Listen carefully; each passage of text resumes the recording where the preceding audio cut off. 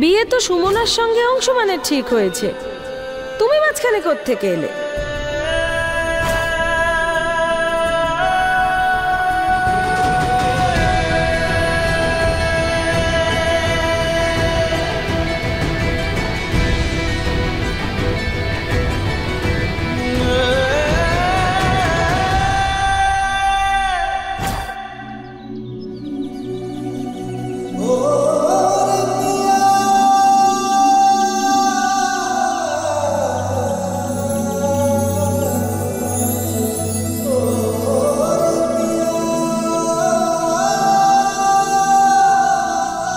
চলো go back. আরে নন্দন, আমি পড়ে যাবো তো।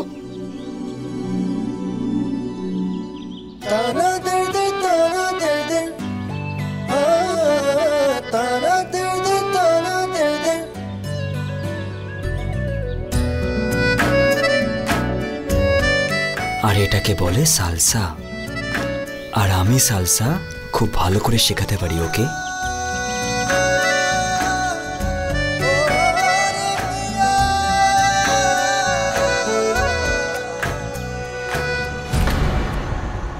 নন্দন তো mister perfect salsa dancer mister Nandan, আমি তো এখন চললাম, তুমি করতে থাকো একা একা তোমার ওই সালসা ডান্স।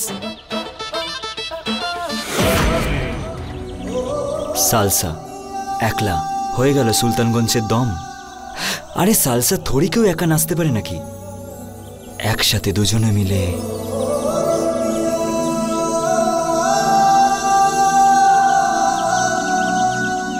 হাতের ওপর হাত রেখে। আর আর মামি এসে গেছে। কোথায় মামি? আরে মামি এসে গেছে, ছাড়ো আমার পিছনে দেখো। হায় মামি। হ্যাঁ মামি একবার এদিকে এসো না। কি হয়েছে? মামি ও তোমায় কিছু বলতে চায়। কি বলতে চাইছো? কি বলছো? দেখে তো বলতেই পারছি না।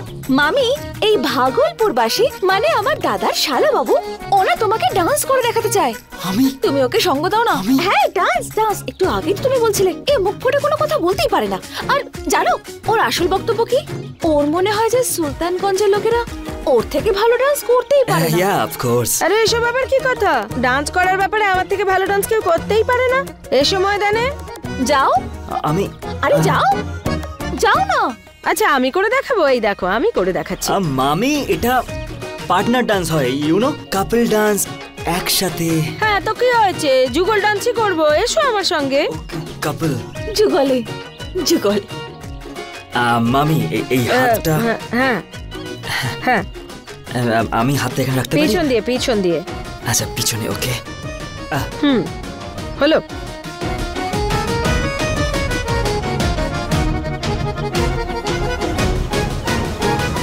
আরে রে রে ভগবান, তুমি এটা কি করলে? সরি, কত ওজন আপনার?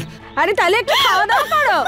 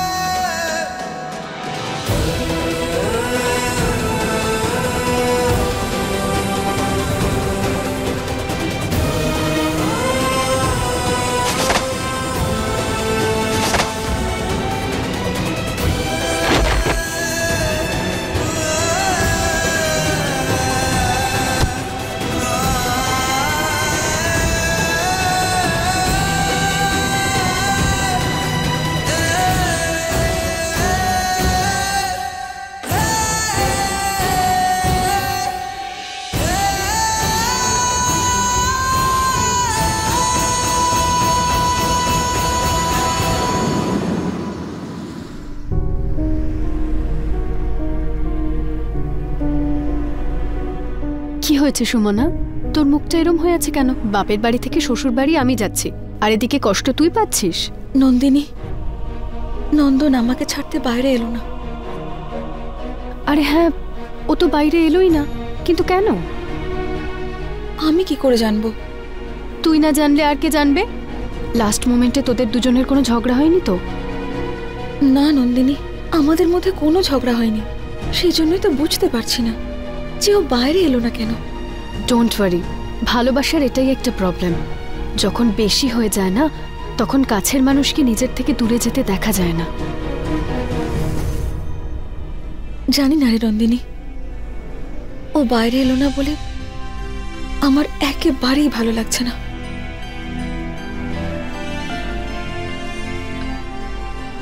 তুই চিন্তা করিস না সুমনা, এমনিতেও তুই অংশুমান দাদাকে সব সত্যিটা বলে দিয়ে ভালোই করেছিস, উনি সব সামলে নেবেন।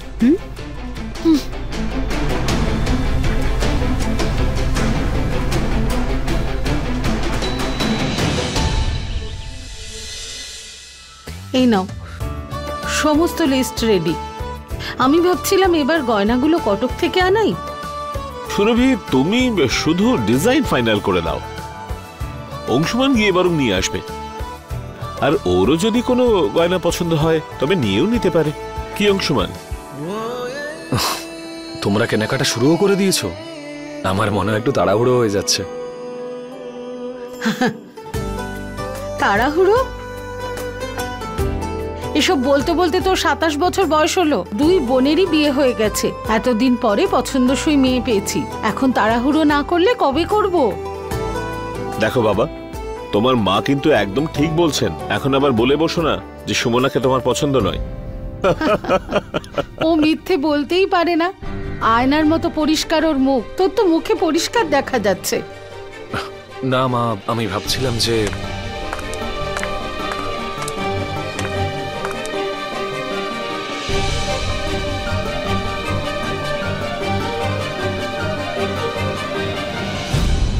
নন্দন, তুই এখনই রেডি হয়ে গেলি? তোর ফ্লাইট তো কালকের। হ্যাঁ, কিন্তু আমি ভেবেছিলাম যে এখনই বেরিয়ে যাই, কারণ আর্লি মর্নিং বেরোলে অনেক দেরি হয়ে যাবে, ফ্লাইট মিস হতে পারে। আর এমনিতেও তো ওখানে যেতে যেতে 5-6 ঘন্টা লেগে যাবে, তাই না? কিন্তু নন্দন, তুই যাচ্ছিস কোথায়? বাবা, ওকে আমি একটু দিল্লি পাঠাচ্ছি। এবার ওকেও তো আমাদের ফ্যামিলি বিজনেসটা একটু দেখে শুনে নেওয়া উচিত। হ্যাঁ বাবা, দায়িত্ববান ছেলে যে হওয়া উচিত আমার, তাই না বিগবি? অফকোর্স, দায়িত্ব মানুষকে আরো ম্যাচিওর করে দেয়। কিন্তু অংশুমান, ওকে এখনই পাঠাচ্ছিস কেন? বিয়ের এত প্রস্তুতি নিতে হবে। ওইসব আমি সামলে নেবো মা, তোমাকে চিন্তা করতে হবে না। চল নন্দন, তোকে ছেড়ে দিয়ে আসি। 1 মিনিট।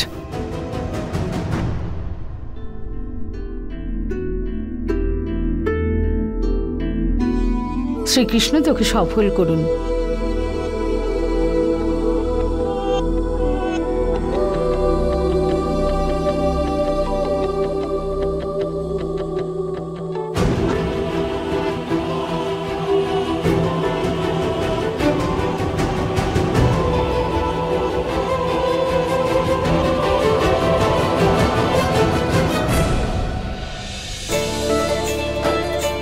এখানে দাঁড়া, এখানে তুমি হলে আমার বৌদি, তুমি এখানেই দাঁড়াও বৌদি, আমি এক্ষুনি আরতির থালা নিয়ে আসছি।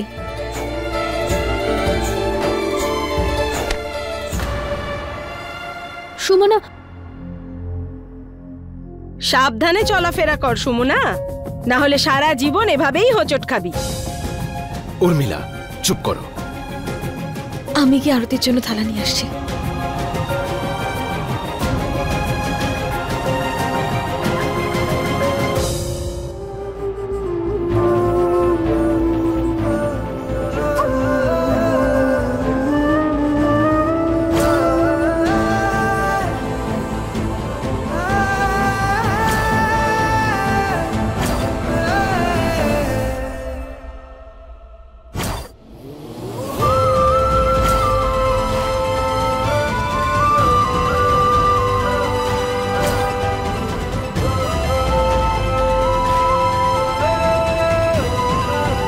সোজাসুজি বলছি, I love you. Yes, I love you.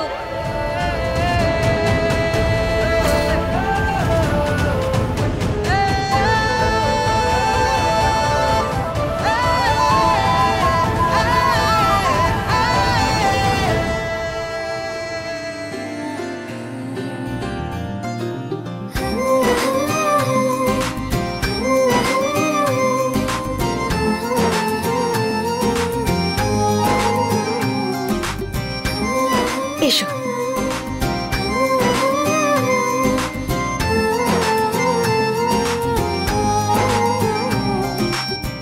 সর্বদা আনন্দে থাকো মা।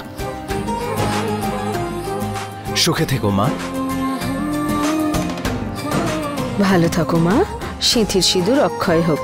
সুমনা, তোমার বৌদিকে ভেতরে নিয়ে যাও। আমি চললাম, সবাইকে নিয়ে এসো। একদিন এভাবেই আমিও তোর আরতি করে তোর গৃহপ্রবেশ করাবো। চুপ, পাগল একটা, চল।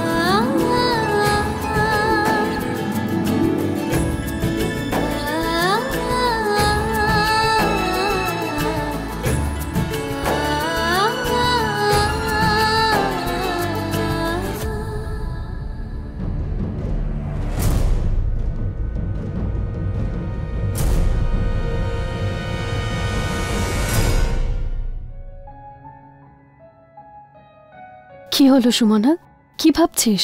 নন্দিনী, জানি না কেন কিন্তু আমার মনে বারবার গু ডাকছে রে। এমন মনে হচ্ছে যেন কোথাও কিছু ভুল। সুমনা, শান্ত হয়ে যা। তোর এরকম এই জন্য মনে হচ্ছে কারণ তুই অংশুমান দাদাকে বলে দিয়েছিস, তাই হয়তো ভয় লাগছে যখন দাদা সবার সাথে কথা বলবে তখন সবার কি রিয়াকশন হবে, কি ভাববে। হ্যাঁ, হতে পারে, কিন্তু নন্দিনী। আর কোনো কিন্তু নয়, অংশুমান দাদা পুরো সিচুয়েশনটা জানেন, সব হ্যান্ডেল করে নেবেন। তুই আর একটুও চিন্তা করিস না।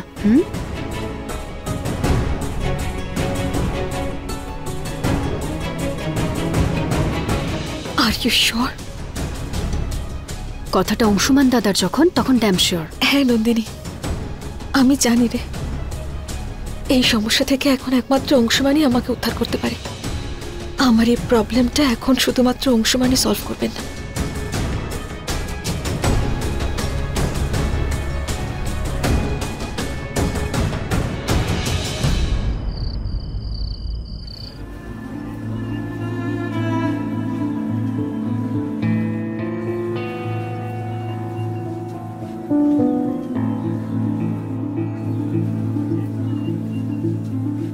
স্যার, আপনি কি নেবেন?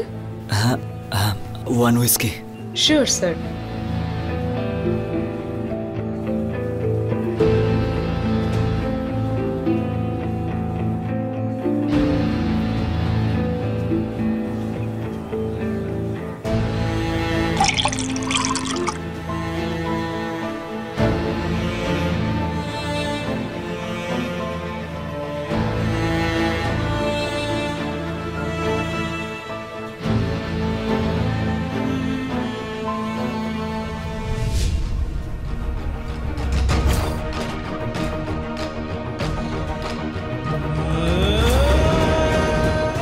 বিয়ে তো অংশুমানের সঙ্গে সুমনার ঠিক হয়েছে না, তুমি মাঝখানে কোত্থেকে এলে? সুমনা তোমাকে বলেইনি? আরে সব কথা তো ওর সামনেই হয়েছিল।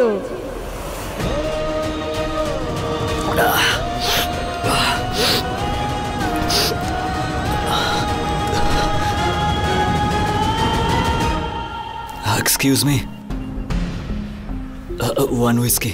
Yes sir.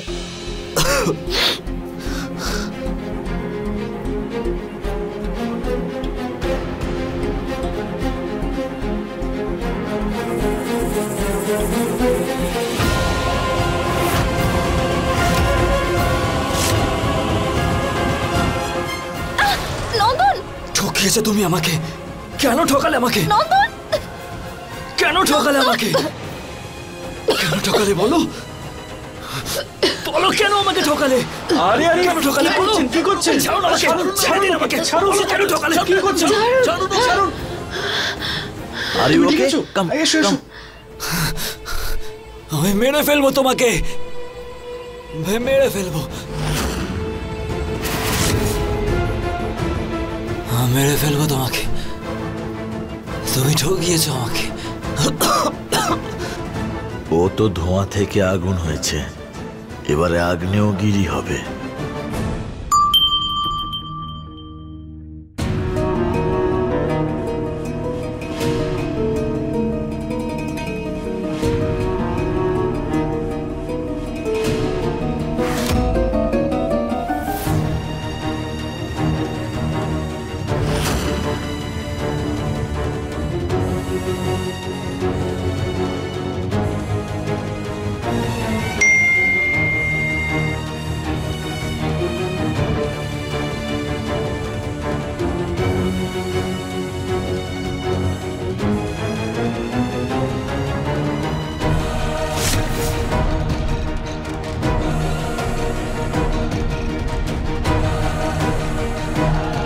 নন্দন,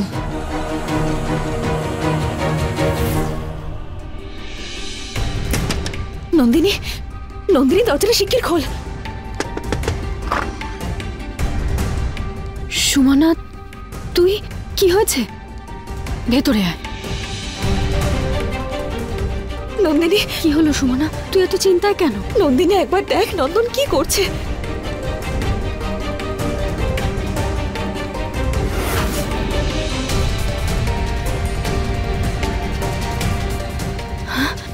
কিন্তু সুমনা, তোকে এই ভিডিওটা কে পাঠালো? একটা আননোন নাম্বার থেকে এসেছে এটা নন্দিনী। আমার এখন খুব ভয় করছে, আমি বুঝতে পারছি না এখন কি করব।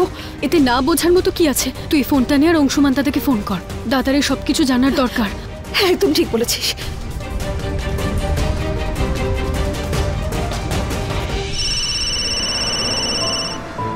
হ্যালো হ্যালো অংশুমান, নন্দন কোথায় আছে? তুমি কি ওর ভিডিও পেয়েছো নাকি? হ্যাঁ অংশুমান, আমি পেয়েছি। আমার খুব ভয় করছে, ও কোথায় আছে, কি অবস্থায় আছে কিচ্ছু বুঝতে পারছি না। আর ভিডিও পেলাম আননোন নাম্বার থেকে, আমি বুঝতে পারছি না কি হচ্ছে এসব। তুমি একটু শান্ত হও সুমনা, নন্দনের কিচ্ছু হবে না।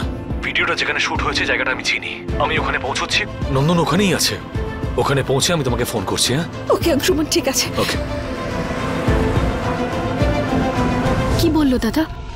নন্দিনী অংশুমান জানতে পেরে গেছেন ভিডিওটা কোত্থেকে এসেছে, উনি সেই বাড়ি যাচ্ছেন। নন্দনকে সেখানেই পেতে পারেন। কিন্তু নন্দন এসব কেন করছে? সেটাই তো নন্দিনী, আমি কিচ্ছু বুঝতে পারছি না এসবও কেন করছে। ওর তো দিল্লি যাওয়ার কথা ছিল না? তুই জানিস, যখন ও প্যাকিং করছিল আমি ওর সামনে ওখানেই ছিলাম, আমি তো প্যাকিং করে দিয়েছিলাম। আরো একদম নর্মাল ছিল নন্দিনী। কিন্তু কিন্তু জানি না এখন নন্দন এসব কেন করছে, আমি কিচ্ছু বুঝতে পারছি না। আমার খুব ভয় লাগছে, জানিস ও কিছু ভুল না করে বসে।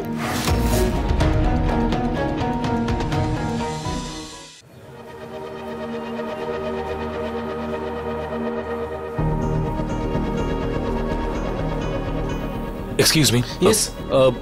এই ভিডিওটা দেখুন, এটা এখানকারই ভিডিও তাই তো? ওকে দেখেছেন এখানে? এ তো এখানে কি হয়েছে স্যার? আরে এই এটা একবার দেখুন। এতে যে ছেলেটা আছে সে কোথায় এখন?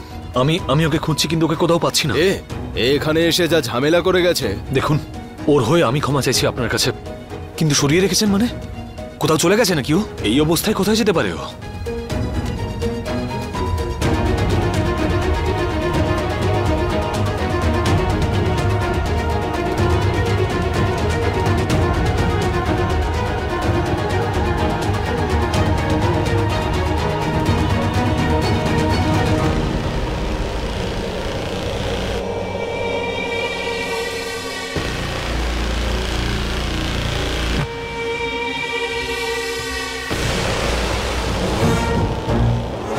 আমি ওর মধ্যে এমন বিষ ঢুকিয়েছি, এবারও যখনই মুখ খুলবে তখন শুধু বিষই বেরোবে।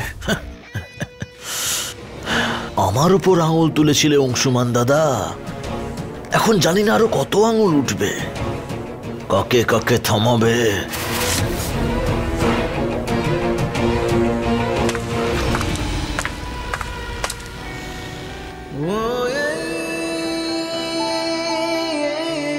অংশুমান দাদা।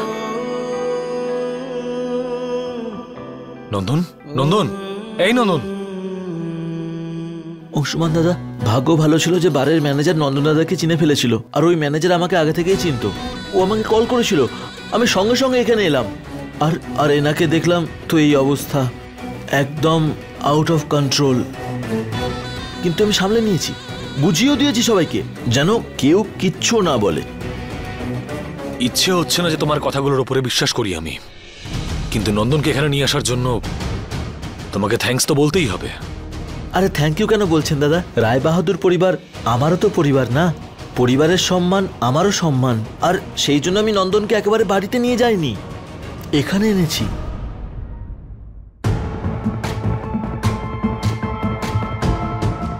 তাহলে বারে ওই ভিডিওটা কেন বানিয়েছিলে তুমি? আরে না না দাদা, আমি কেন বানাবো? নিশ্চয়ই বারে বসে থাকা কোনো ছেলে বদমাইশি করেছে। আমারও সেটাই মনে হয় যে ভিডিওটা তুমি বানাওনি, কিন্তু এসবের মধ্যে যদি তোমার হাত থাকে তাহলে আমার থেকে খারাপ কেউ হবে। আমি সত্যি বলছি অংশুমান দাদা, আমাকে বিশ্বাস করুন।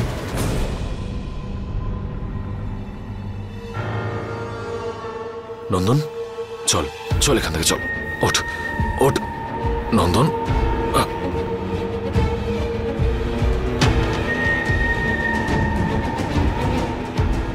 অংশুমান দাদা, নন্দনের ব্যাগ।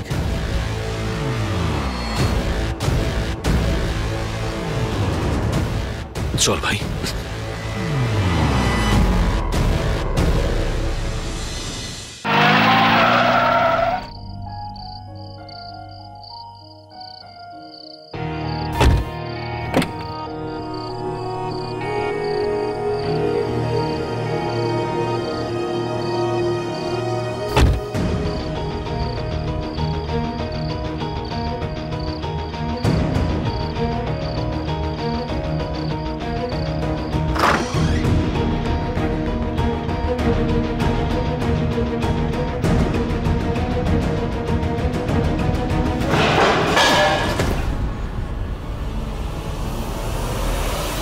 কি হলো? কি পড়লো?